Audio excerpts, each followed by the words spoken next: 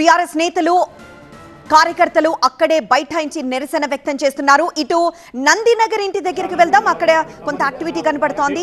SIT అధికారులు విచారణ ముగించిన తర్వాత మెటీరియల్ ని తిరిగి వెహికల్స్ లోకి ఎక్కిస్తున్న దృశ్యాలను మనం చూస్తున్నాం. మరింత సమాచారం అక్కడే ఉన్న ప్రణీతని అడిగి తెలుసుకుందాం. ప్రణీత, సిట్ అధికారులు సిద్ధం చేసుకుంటున్నట్లున్నారు తిరిగి వెళ్ళడానికి.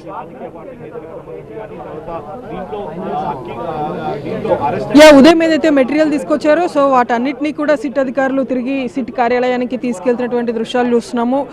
ఏదైతే గతంలో సాక్షులు అండ్ కొంతమంది అక్యూజ్ ఇచ్చినటువంటి స్టేట్మెంట్స్ అన్నిటినీ కూడా పేపర్స్ రూపంలో ఇక్కడికి తీసుకొచ్చేందుకు కొన్ని ట్రంక్ బాక్సెస్ని యూజ్ చేశారు. సో ఆ ట్రంక్ బాక్సెస్ని ఇక్కడికి కేసీఆర్ నందినగర్ నివాసానికి తీసుకొచ్చి వాటిలో ఉన్నటువంటి స్టేట్మెంట్స్ని బేస్ చేసుకొని కేసీఆర్ని ప్రశ్నించారు.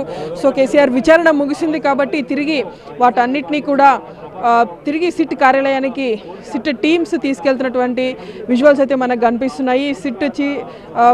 సిట్ అధికారిగా ఉన్నటువంటి విజయ్ కుమార్తో పాటు మొత్తం 6 అధికారులు కేసీఆర్ని విచారించేటువంటి 6 అధికారులు కూడా ఇప్పటికే నందినగర్ నివాసం నుండి వాళ్ళు బయటికి వెళ్ళిపోయారు. సో తీసుకొచ్చినటువంటి ఎక్విప్మెంట్తో పాటు ఎలక్ట్రానిక్ పరికరాలు ఏవైతే ఉన్నాయో వాటిని సైతం తిరిగి మళ్ళీ ఇక్కడ నుండి సిట్ కార్యాలయానికి తరలించేటువంటి ప్రాసెస్ ఇంకా కొనసాగుతుంది. సో కేసీఆర్ విచారణ ముగిసినప్పటికీ లీడర్స్ అయితే ఎవరు ఇంకా బయటికి రాలేదు. సో ప్రజెంట్ కేసీఆర్ ఉన్నటువంటి ఫ్లోర్కి మిగిలినటువంటి బీఆర్ఎస్ నేతలు అందరూ కూడా పైకి వెళ్ళినట్టు తెలుస్తుంది. సో వాళ్ళందరూ లీడర్స్ అందరినీ కూడా ఫస్ట్ ఫ్లోర్ వరకు మాత్రమే పోలీసులు ఆఫ్టర్నూన్ నుండి ఈవినింగ్ వరకు ఉంచారు. కాబట్టి ఇప్పుడు కేసీఆర్ విచారణ ముగిసినటువంటి నేపథ్యంలో వాళ్ళందరూ కూడా పైకి వెళ్ళి కేసీఆర్ దగ్గరికి వెళ్ళినట్టు తెలుస్తుంది. సో అది లోపల ఉన్నటువంటి పరిస్థితి. సో బయట యాక్టివిటీ మాత్రం కంప్లీట్గా సిట్కి సంబంధించినటువంటి వెహికల్స్ మనం చూస్తున్నాము.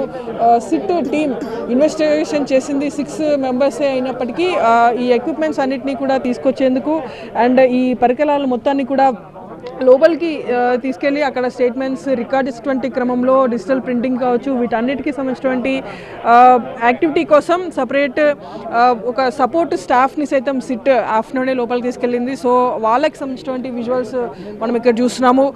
సో నోటీస్ అంటించేటువంటి ఇన్స్పెక్టర్ ఎవరైతే ఉన్నారో అదే ఇన్స్పెక్టర్ని మనం ఇక్కడ చూసాము. సో కేసీఆర్ ఇంటికి 2 days క్రితం ఎవరైతే నోటీస్ అంటించారో ఇన్స్పెక్టర్, సో అదే ఇన్స్పెక్టర్తో పాటు రిమైనింగ్ సిట్తో పాటు వచ్చినటువంటి సపోర్ట్ స్టాఫ్ అంతా కూడా నందినగర్ నివాసం నుండి కేసీఆర్ విచారణ కంప్లీట్ అయిపోయిన తర్వాత తిరిగి సిట్ ఆఫీస్కి అయితే మొత్తం ఈ ఎక్విప్మెంట్స్ అన్నిటినీ కూడా తరలిస్తున్నటువంటి దృశ్యాలు చూస్తున్నాము.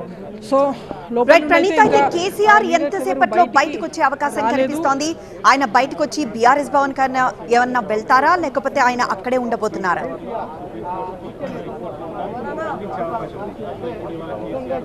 సో దాని మీద ఇంకా ఎలాంటి క్లారిటీ అయితే రాలేదు. సో ఇప్పుడే విచారణ కంప్లీట్ అయ్యింది కాబట్టి ఫర్దర్గా కేసీఆర్ మీడియాని అడ్రస్ చేస్తారా, ఒకవేళ అడ్రస్ చేస్తే ఇక్కడ నందినగర్ నివాసంలోనే అడ్రస్ చేస్తారా లేదంటే ఇక్కడ నుండి భవన్కి వెళ్ళి అక్కడ ఏమన్నా అడ్రస్ చేస్తారా అనేటువంటిది కూడా చూడాల్సింది. సో ప్రజెంట్ మనం బయట ఫస్ట్ ఫ్లోర్లో ఉన్నటువంటి విజువల్స్ చూడొచ్చు.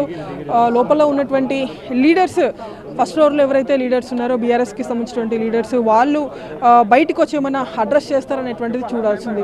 ఎందుకంటే ఆ ఫస్ట్ ఫ్లోర్లో ఉన్నటువంటి లీడర్స్ 3 కూడా కీలక నేతలు కేటీఆర్తో పాటు Harish and RS Praveen Kumar. So 3 leaders వచ్చి ఏమైనా మీడియాని ఇక్కడ నందినగర్ నివాసం దగ్గర అడ్రస్ చేస్తారా అనేటువంటిది కూడా చూడాల్సి ఉంది. సో కేసీఆర్ బ్రీఫింగ్కి సంబంధించి అయితే ఇప్పటి వరకు అధికారికంగా ఎలాంటి ఇన్ఫర్మేషన్ అయితే లేదు.